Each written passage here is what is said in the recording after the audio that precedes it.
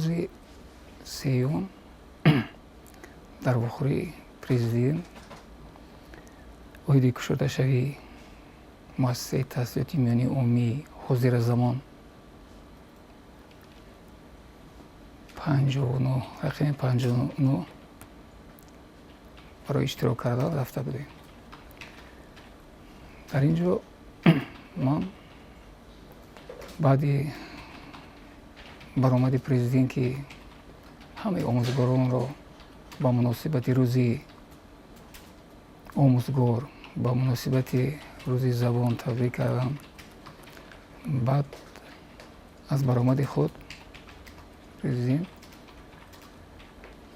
ба кулли ҳозирин муроҷиат кард, чӣ дархост пешниҳоду баромадҳо дорам. манам ҳамчун як омӯзгор оиди мушкилоти кори мактабу ҳастам ба президент кишвар пешниҳоду дархостҳои худро изҳор намоям.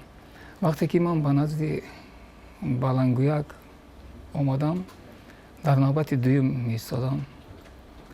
дар ин ҳолат маро боздоштанд, яъне ки наздик шудам ба балангӯяк намондам, маро баргардонданд, ҳарчанде ки ман пофишорӣ кардам ки ман дар навбат меистам, ман баромад дорам, дар дастам ба таври мушаххас 2 варақ баромадам буд. аммо ба ҳама ин нигоҳ накарда шиносномаи мара дидам, баромадама дидам ки мувофиқ аст. гуфтанд шумо дар ин вохӯрӣ номнавис шудагӣ нестед барои баромад кардан.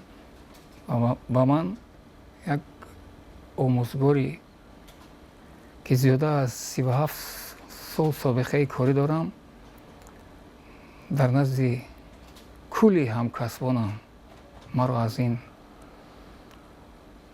ҷамъ омад берун кардам, баромадамро гирифтам. дар ин баромади худ ман мехостам ки ба президенти кишвар оиди мушкилотҳои мактабу маориф, оиди мушкилоти омӯзгор чанд дархост пешниҳодҳо кунам.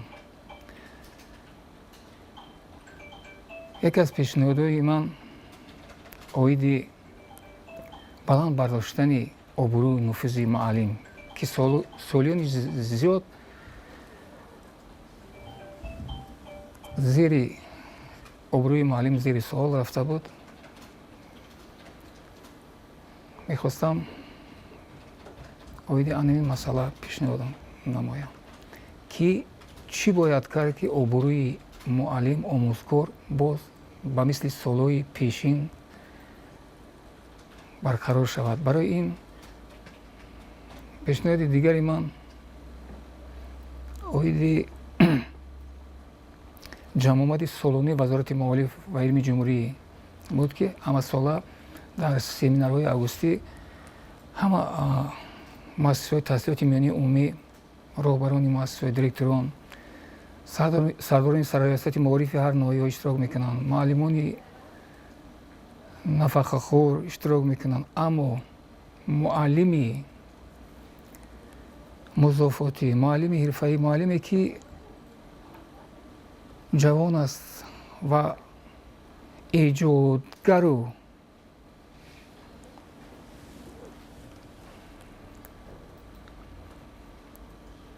муаллиме ки доим дар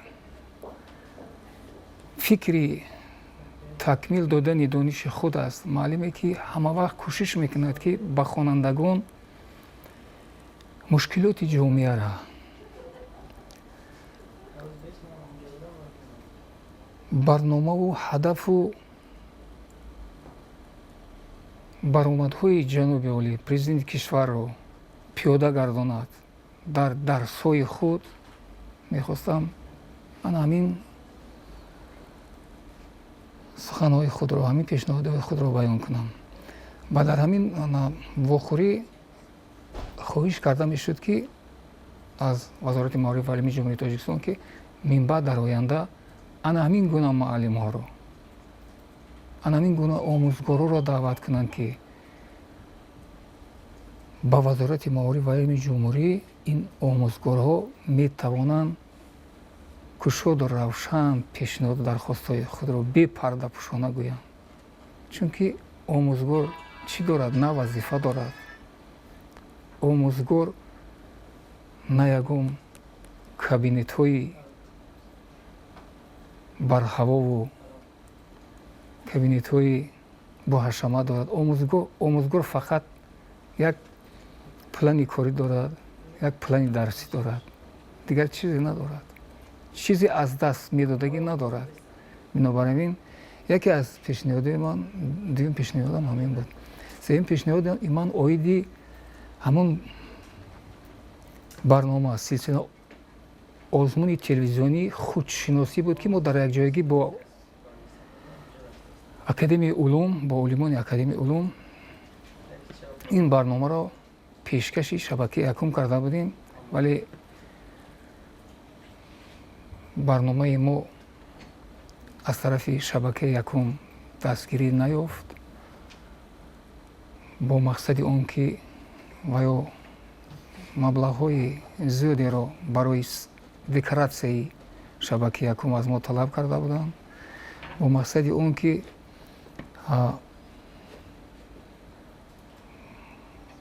сметае ки тартиб дода буданд бояд мо ба кумитаи ҷавонон мебурдам, маблағи зиёда аз 10 000 сомонӣ ваё талаб карданд. ман ин сметаро набурдам рости гап, чунки ин дархости он, ин пешниҳоди онҳо, ин сметаи онҳо хеле дар сатҳи паст, дар сатҳи хонандагони мактаби миёна навишта шуда буд. ман лозим надонистам ки чунин як пешниҳод, чунин як сметаро ба як кумитаи баландпоя, кумитаи ҷавонон варзиш пешниҳод кунам. ҳарчанде ки кумитаи ҷавонон варзиш моро дар ин барнома дастгирӣ мекард ва академияи улум ҳам барои ин барномаи мо аъзои ҳакамонро дар сатҳи баландтарин, баландпоя аз академикҳо, аз докторантҳо, аз профессорҳо ҳатто 7 нафар интихоб карда буд. барои сабти барнома шабакаи якум надошт шароит. мо бояд ки фарогир шавем зиёда аз 100 нафар ҷавонора. ин шароита шабакаи якум надошт. ман хостам ки ина дар як зале гузаронем, дар як толоре гузаронем ки шумораи зиёди ҷавононро фарогир шавем. барои ин президенти академияи улум муҳтарам Фарҳод Раҳимӣ ба мо пешкаш кард ҳамон зали зиёда аз 300 нафараи худро. ҳама шароитҳо буд. бо фишориҳо карданд ки не, мо фақат дар ҳамин шабакаи худмон метавонем декоратсия кунем, ҳамин ҷода сабт кунем. ва ё баҳона карданд ки ин зал рӯшноиш, освещенияш хеле суст аст, мо наметавонем дар инҷа барномаро сабт кунем. ана ин мушкилотро мехостам ба президенти кишвар пешниҳод намоям.